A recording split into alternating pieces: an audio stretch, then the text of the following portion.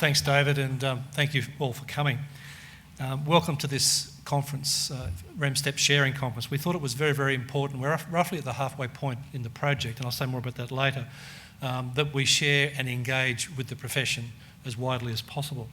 Special welcome to Leonie Walsh, Lead Scientist of the Victorian State Government, and later today we'll also be welcoming the Honourable James Molino MP, Deputy Premier and Minister for Education in Victoria. At this point I would like to acknowledge the traditional owners of the land on which we are meeting today. I pay my respects to their elders past and present and to the elders from other communities who may be with us today. As David mentioned, ReMSTEP stands for Reconceptualising Mathematics and Science Teacher Education Programs, and one of the key aspects there is collaborative partnerships between scientists and educators, and we'll talk more about that. It's a 3-year project, part of a basket of 5, and it involves, as you can see, the universities of Melbourne, Monash, Deakin and La Trobe, and it's funded by the Australian Government through the Office of Learning and Teaching. It's one of 5 projects funded under the umbrella of an OLT program entitled Enhancing the Training of Mathematics and Science Teachers. And if the acronyms sort of leave you cold, well, that's the world we live in today. There are many, many acronyms.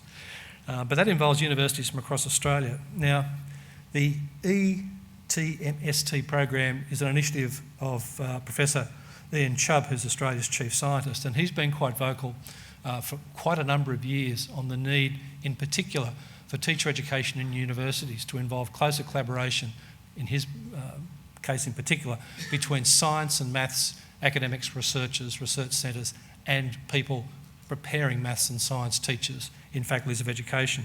And that's where this project has all come from. And it's part of a much bigger cycle that I'll come back to later, but we really need to be attracting the right people into teacher education and preparing them as effectively as we can. It's a very crowded landscape at the moment, as you probably know. There's a massive Commonwealth-funded projects around STEM, if you like, state-funded projects, professional associations, and you will be getting those emails almost every day from various commercial interests now with the latest in STEM. It's a very crowded, complex environment. Everybody's jumping on that particular bandwagon. As I've mentioned, we're roughly at the halfway point of the program, and what we want to do today is sort of give you some feel for what we've done up to this point. Importantly, we want to get your input and reaction to that, but also we want us to help you. Sorry, I'll get this right. I just got off a plane this morning. I'm a little bit tiny, jet lagged. We want to get your input and reactions to help shape what we want to do in 2016.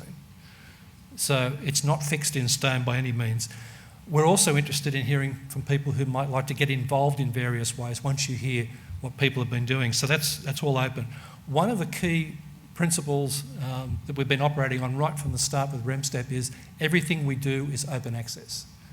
There's no intellectual property, everything's open access. Those of you who've seen our website, as things happen, we put them up. And that'll apply to everything that continues to be developed through the project and beyond the project.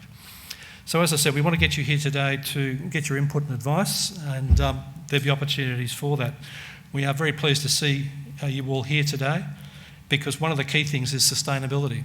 While this project is about initial teacher education, obviously the issue of practicing teachers, and during the course of this program, of course, there'll be a lot of people graduating who'll be practicing, and we want to keep in contact with those people too. But sustainability and actually reaching out and assisting and working with the practicing teachers, in particularly maths and science, is an important aim of this project, because when it finishes, we don't want the work to stop. We don't want the resources, the thinking, the understandings, the relationships, the collaborations that have built up to suddenly stop. Okay, so why all the concern? When we talk about reconceptualising, we're not just talking about a structural response to something. And people will try and give you and sell you and tell you about quick fix solutions to the so-called problems of teacher education more generally, quality teaching, and in particular maths and science education. It's actually quite a complex reinforcing cycle, and I've just got to run through this with you and give you some background, and then I'll come back to some of the points. I was involved in 2002 with a review of teacher education in Australia, the Brendan Nelson Commission under Kwong Lee Dow. Its main focus was maths, science and technology education. And when we talked to many teachers across Australia with hundreds of submissions and interviews and everything else, we got a common message back. I was also been involved with a 10-year project of teacher satisfaction, motivation and mental health here and overseas, and we were getting the same sort of feedback. Some teachers, the word some has to be implemented there, express a lack of confidence and competence in teaching maths and science. In the case of primary teachers, it may well be people who have not done the higher levels of maths and science and feel somewhat inadequate in those subject areas. I'm talking about some people. In the case of secondary teachers, of course, the problem in many cases is out-of-field teaching, and I'll come back and talk about that as well. Now, that can feed into another issue, because self-efficacy is very, very important in satisfaction and performance. If you feel, for example, that you can't do your job as well as you'd like to, that will lead to lower satisfaction for you, but also that gets transmitted in various ways. And students, particularly in the primary years, and one of the points I want to come back to is that there's been a lot of focus on the secondary years, almost like paying catch-up, and I'm a big advocate for starting in primary and even early childhood with this. But certainly students can get negative attitudes in those primary years. And this is something we call entity thinking and not having a growth mindset, but a fixed mindset. The work of Carol Dweck, some of you will be familiar with, is very important here. So students get a view. Maths is hard, can't do it. Maths is boring in some cases. But certainly the notion they can't do it and the experience of failure and so on powerfully predicts how they go in secondary education. We know this. So those negative attitudes can be quite problematic. Now, I'm going to come back to this point too, but when we look at the international measures of student accomplishment, and that's not the total picture, I know, but when we look at things like PISA and TIMSS, PIRLS and so forth, what we see is that, generally speaking, we're doing relatively more poorly in primary education than secondary, and I'll give you the stats to go with it in a moment. But there are various reasons for that, and I wrote a paper in 2014 which the Australian reported on, and I got attacked on the basis of what was in the Australian, but what I was actually saying was very supportive of primary education and primary teaching. But I talked about things like the overcrowded curriculum and some of the lack of evidence based to what we teach, and a whole range of things that I think make it problematic in some ways. Now, we've had TMAG since, the Teacher Education Ministerial Advisory Group recommendations, and one of the things they talk about is narrowing the curriculum a little bit to get it back under control, because one of the things in primary education too is that while we are focusing on the so-called basics, there are extras added almost every day. Every time a social problem emerges in society, it gets given to schools to solve. And usually that's primary education. So you get this tension between the extras and the basics, which can make things quite problematic. And of course, it's not just theoretical. You are dealing with social issues on a daily basis. You are dealing with disadvantage. You are dealing with kids who haven't had breakfast and haven't been to sleep and so forth. And then, of course, we get to the next point, a shortage of maths and science teachers, particularly in years 7 to 10. In high schools, we tend to start from the top and work our way down. I'll talk about the proportions later on, but basically the fact that, and PISA data supports this, around about 31% of 15-year-olds in Australia are being taught mathematics by an out-of-field teacher, and 24% science. So 1 in 3, 1 in 4 maths and science being taught by an out-of-field teacher is a national disgrace. We should never have allowed it to get to this point. I know it's an international issue, but we just can't wait for the things to fix themselves out there. We've got to do something about it. Now, and that shortage, as I'll talk about, is more prevalent in certain sorts of schools: government, low SES, rural, regional. Our PISA results in particular, but some of the other ones like TIMSS, in the case of maths and science, have been generally declining since 2000. When the first PISA results were released from the 2000 iteration, it's held every 3 years. We were reasonably comfortable with where we were. But since that time, there's been something of a decline. And I've spent a fair bit of time in Germany last year looking at their system, because when their results came out in 2000, they experienced what they call PISA shock. And I've just come back from Germany this morning, which is why I'm stumbling over my words a little bit, just got off the plane. But they reacted to that by their relatively poor performance by doing something about it. It became a national issue, a state issue in the 16 states. And they really pulled themselves up by their own bootstraps to some degree, and they really addressed things like disadvantage. There's only 3 countries in the world since 2000 that have improved their performance on both mathematics and equity in PISA: Germany, Turkey and Mexico. Usually those things work against each other to some degree. So, particularly low SES, I've got their Indigenous remote government schools. What else have we got? Well, the students are not taking the high levels of maths and science in high school. And for some of them, of course, that's the first time they may experience a trained teacher. That's a worry for us. And of course, fewer students are now undertaking undergraduate maths and science. And often in maths and science faculties and departments across Australia, particularly mathematics departments, they're contracting. And in some cases, they're propped up by overseas students in the postgraduate area. And in some cases, the subjects that people are taking have moved from being very specialised subjects to being more generalist subjects. Because what universities are trying to do in the undergraduate space is backfill some of the things that people would have learnt in high school if they'd taken the high levels of maths and science. So we get to a point where we have to break that particular cycle. Now, there's been a couple of reactions to maths and science teaching in primary schooling in particular. One's been hands-on mathematics, and in the case of science, the so-called cookbook science approach, where you get teacher-proof resources that people can implement. That actually has a negative effect in the experience that I've had with the research I've been doing. When you hand somebody a teacher-proof package where they lack a bit of confidence themselves, in actual fact, that doesn't help them in some cases. It actually deters them because it's a black box and they don't understand what's inside the black box. So that's not terribly helpful in some ways. The other issue for us in primary schools is that numeracy's been seen as a proxy for studying mathematics. So we've had a great emphasis on numeracy in various ways, and numeracy for life and all that sort of thing, and making it relevant and so on and so forth, which is fine, but we need to actually concentrate on the teaching of mathematics as a subject. And a similar thing has happened in English with literacy. We're seeing literacy as a proxy for literature, for example. Okay, so let's just have a quick look at some of these performance indicators. And the one on the left there is mean reading scores on PISA. Just a couple of countries there, Korea, Finland. Finland was an instant star when the 2000 PISA results came out. Finland expected to do relatively poorly, and suddenly everybody wanted to go to Finland and find out what they were doing. They've gone down a little bit since then. Hong Kong, of course, has been one of the Asian PISA stars. Canada's had a bit of a decline. New Zealand, decline, a bit of a flatlining. But we've generally been going down.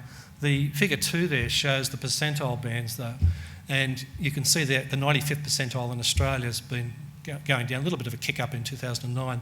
We haven't got the 2012 results in all cases analysed yet, but that'll be very interesting to see. But generally, it's the story in Australia on PISA has been downwards, and the decline's been mainly at the top end of the academic spectrum. Now, what about the international test results? Well, there was a fair bit of concern when the 2011 results for TIMS, which is Trends in International Maths and Science Study, and PIRLS, Progress International Reading Literacy Study, were released. And you can see there how we go. The word country is a little bit, it should have inverted commas around it, because basically some of these aren't countries, but they're city-states. You know, your Shanghai's in particular, and Hong Kong's and Singapore's and so forth there. But basically, we do relatively more poorly in primary and than secondary, but overall what we're seeing is decline. So why do we do relatively more poorly? And why do we appear to make up ground in secondary? I think they're questions that need some analysis that I haven't got the time to go through here. But as we know, when students receive their secondary schooling, while the overall performance improves in relative terms, there's still some significant barriers to high levels of achievement. And I've mentioned there the out-of-field teaching, which is worse in year 7 to 10, and it's worse in government schools, it's worse in low SES schools and regional remote areas, and it's worse for Indigenous students. And Indigenous students tick all those boxes in many cases. And in fact, what we know is the influence of, say, SES, from the top quartile to the bottom quartile of students, you're talking 2.5 years of development or growth at the age of 15. If you're Indigenous, it's about 2.5 years of growth. And of course, some people have a double whammy and even a triple whammy, because the issue of language comes in, and for many Indigenous students, English is not their first language. It's not even their second language.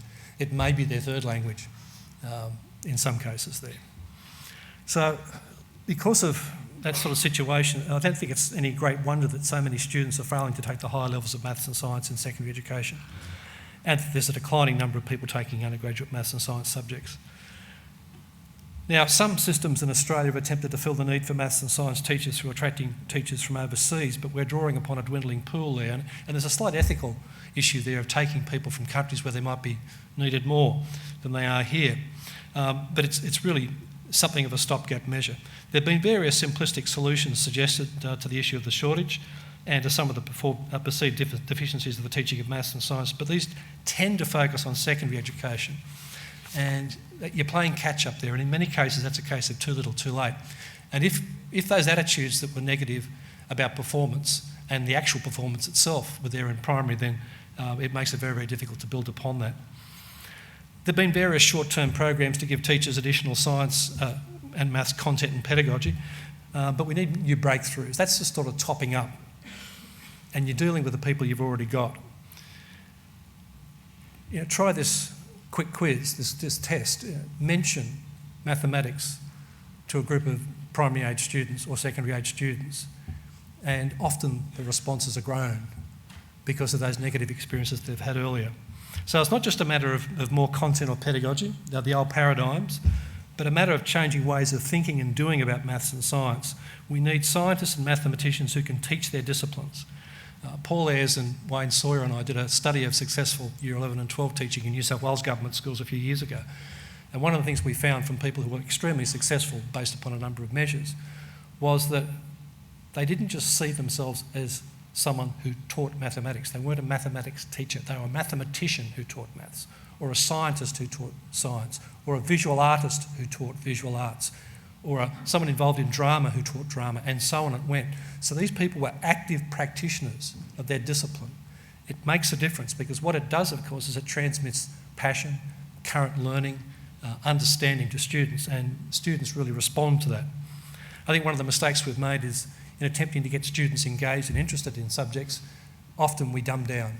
We try and do what we think is relevant and get their interest. And the best teachers, and we know this from extensive research, the best teachers don't dumb down. The best teachers make the most challenging material relevant and interesting to students by making sorts of connections and so forth. So it's not that sort of model. We know that giving students control over their own learning has a very low effect size. So we need to engage with contemporary mathematics and science, and we need to add insights in our teaching as to how mathematicians and scientists think and act to solve real-world problems. It's not something that's abstract, it's something that's in a book. We need young people to feel confident about undertaking maths and science because we know how powerful failure and entity thinking can be in constraining future development and success. The fact is, many students get a message very early on that they're no good at mathematics or science, and this powerfully influences and constrains their future attitudes and achievement towards these subject areas. We need to focus on the learner and the learner's perspective, and not just on strategies we hope will engage and inform students. And we need to bring real science and mathematics into the classroom, and we need to take students out of the classroom and into sites where mathematics and science are being discovered and utilised. In the almost 2 years of the ReMSTEP project, a key aspect has been that of collaboration. The first level of cooperation was between maths and science pre-service educators, and then between science and mathematics researchers and academics with these teacher pre-service educators. Obviously there are some connections and there are some productive collaborations, but that was the first challenge. Collaboration was also required across the 4 universities and between universities and specialist science and technology centres, institutes and laboratories. This has been key in breaking down misconceptions and barriers and getting greater alignment between those various stakeholders. Today, you'll hear some of the innovations that we've been pursuing as part of the ReMSTEP project. It's not a single project. There's about 18 activities that all feed into various aspects of that cycle that I pointed out to you earlier. So there is not one single strategy. It's a group of strategies, and much of it's about knowledge and mindset and attitudes and access and collaboration.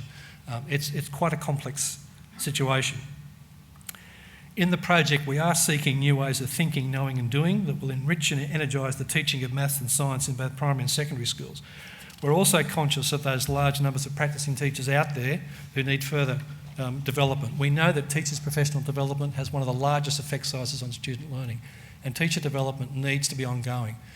We have an obligation to teachers in the field to give them the professional development they need and to help them to identify what those needs are.